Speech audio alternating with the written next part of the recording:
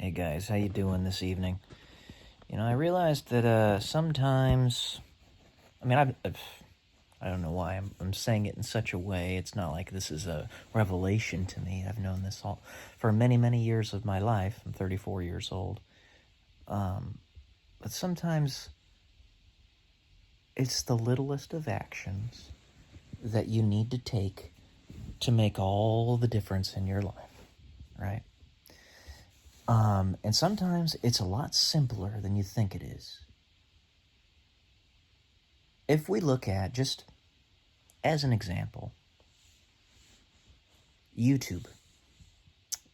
Assuming that the YouTube powers that be, the creators, or the people who bought YouTube, unfortunately, I wish that Google never bought it, but they did, and it is what it is. Assuming they don't put their finger on the scale, it could be something as simple as posting a video like this every day, every other day. I'm literally laying in my bed, discussing thoughts that are on my mind. And if you have something that other people can relate to in any way, shape, or form, and you get some traction, guess what? You got a livelihood there. There's never really a place or a time where you're not going to have options, but there will very, very often be where doors are closed off to you by the powers that be. That happened to my original YouTube channel. It's called Peyton Pearson on YouTube. I was just about to pop off. The channel was just about to explode, right? I had a video with 240,000 views on it, and my subscriber base was, exponentially growing at that point. And then YouTube decided to shadow ban me. Put their finger on the scale. It was no longer a fair game. Something that they admit by speaking through the lines that they do in fact do. They did it with Alex Jones before they outright banned him. They've done it to Steven Crowder's channel. He no longer gets more subscribers. And he was kind of egging them on to do it because he wanted to prove a point. He wanted people to see that, yes, in fact, they do that. They broke their own rules, put their finger on the scale, and cheated people. Cheated people out of a lot of potential income. If my original channel had continued to be allowed to grow at the rate it was at that point, I would have probably around 200,000 subscribers on it right now, and I would be a multimillionaire. No doubt about it, because I'm not stupid with my money. 200,000 subscribers doesn't lead to you making $1 million a month or whatever. It's much more modest in the income, but it's still good. Maybe it's 30,000 a month, But that's more than enough to, invest it properly and do smart things with your money where you can become a millionaire very quickly, very easily, relatively speaking. So I was going to do that. It was just about to happen, and they cut me off. They did the same thing to Steven Crowder, and they were very hesitant to do it because he was such a big name, and it wasn't going to be easy to hide what they were doing. But I think because Steven Crowder has been so quiet lately, they've done an adequate job at it. And it's a shame. It really is. You silence somebody, it doesn't make you right. It just makes you a coward. They silenced Steven Crowder. Didn't make him right, made them cowards. They refused to admit that they had done that to me.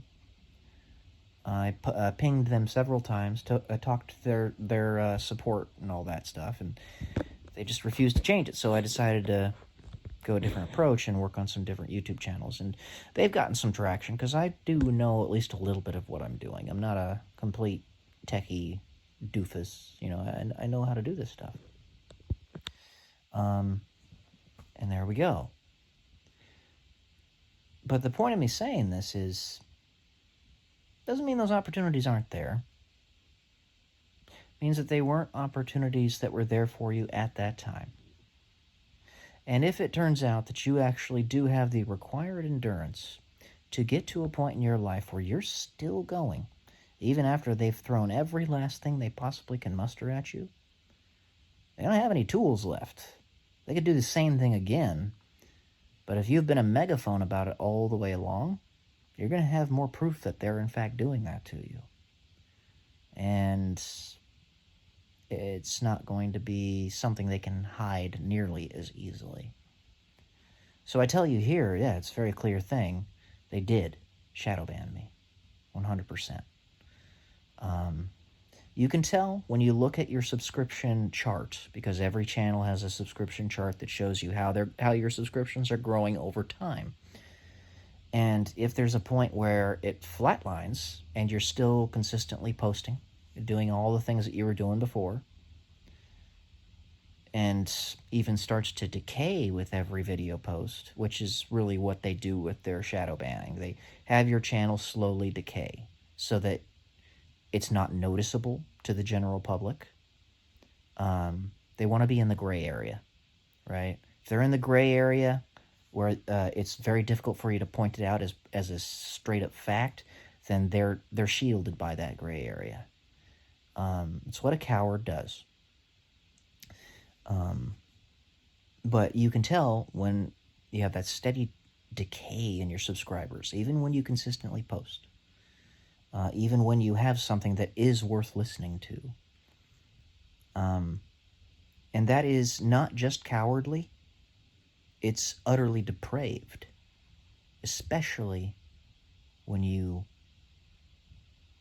hide it.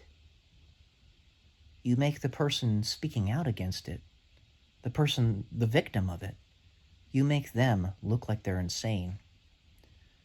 Project upon them those things, and sometimes, much of the time, you even literally do drive them insane because they got all these things going on and nobody to say them to. By the way, that's happened my whole life. It's not just YouTube. It's a multitude of other things as well. And the thing is, I've been challenged my whole life by evil entities that definitely exist. I'm not just talking about human beings, the cabal and all that. That's real. The deep state, which is the cabal, that's real. And they are horribly evil that do absolutely... If you knew a tenth of the stuff that they did, you would be in tears and might even unalive yourself from it. Like eviscerating children and then doing horrible things to their remains sexually as rituals, that type of stuff, like really bad stuff, like stuff that's really bad, really, really, really bad. So these evil people, they'll attack you in some of the most covert ways, some of the most gray area ways that nobody else can see. And you have to sort of grit your teeth and knuckle under. Because you know, at least I do, if I am too loud about it, if I make it too much of if I make too much of a scene of it, then my voice eventually starts to lose its potency. And I'm no longer useful to anyone, including myself. So it's a difficult situation. And the reason I've had all these issues in my life is because those evil entities have been following me wherever I've gone. I remember I was laying in my bed when I was 14 years old, and right up there, that corner of the room, right there, I heard a shriek, like a demon roar type of thing. Demon shriek. Sorry. Camera's right here, and the video is right here. So, sorry about that. And that night, just because it came naturally to me, I never had any inclination or any impetus to do it. Nobody had told me to do it. I had never gotten any subconscious or subliminal messaging that I should do it. But I just decided because it felt right. It felt good. I was literally speaking in tongues. No one ever told me. I was speaking nonsense while I was laying in the bed, right? At least we would perceive it as nonsense. Stuff like that, right? I can keep going and going. And that shriek came from that corner right there of my room. That's some art that my brother made me, by the way. And that last one I made is kind of juvenile, but I like it.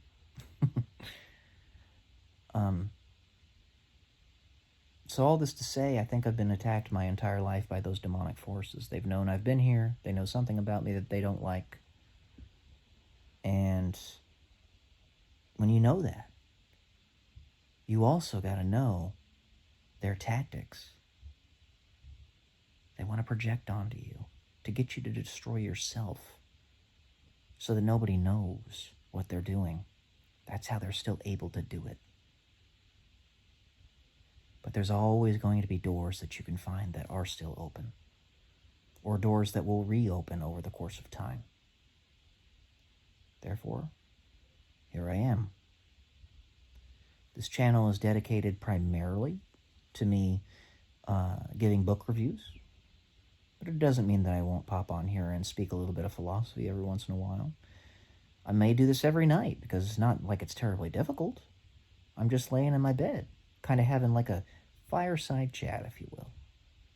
Sometimes I occasionally post videos of my pooches because doggos are freaking awesome.